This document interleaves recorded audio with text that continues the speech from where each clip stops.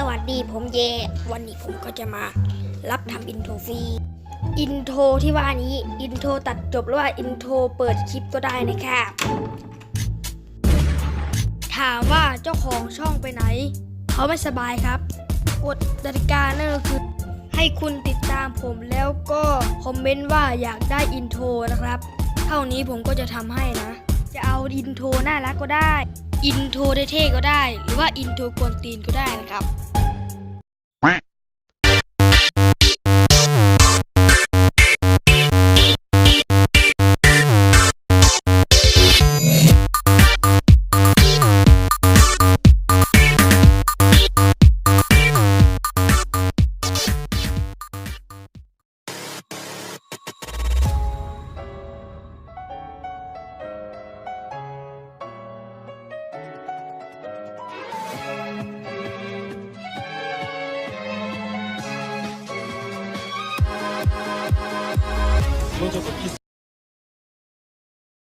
สุดท้ายนี้ก็ลาก่อนนะครับ